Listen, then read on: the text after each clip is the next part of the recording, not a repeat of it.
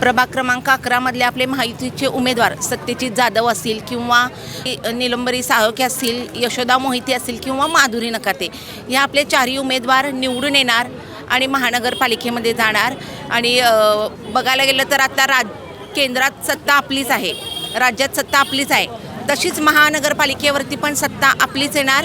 कारण की सत्तेत असल्यानंतरच कामं होणार आहेत. त्यामुळे आपल्या लाडक्या बहिणींनासुद्धा माहिती आहे की ही कामं फक्त आणि फक्त महायुतीचेच आपले उमेदवार करणार. आणि असाच उत्साह जसा आज होता तसाच 15 तारखेला उत्साहाने त्या महायुतीच्या उमेदवारांना मतदान करतील. आणि 16 तारखेला तुम्ही बघाल की सगळीकडे महायुतीचाच गुलाल उधळला जाणार आहे.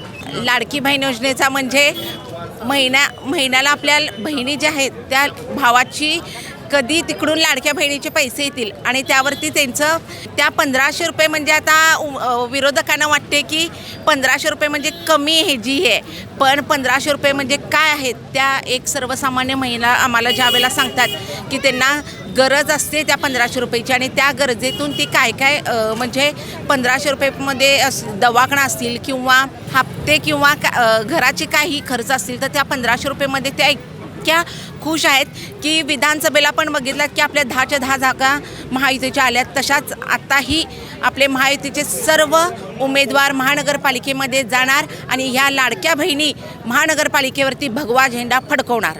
हे आहे गोकुळचं श्रीखंड, अगदी जिभेवर रेंगाळणार. जिभेवरच नाही तर मनावरही रेंगाळणार. गोकुळ श्रीखंड, मनावर रेंगाळणार.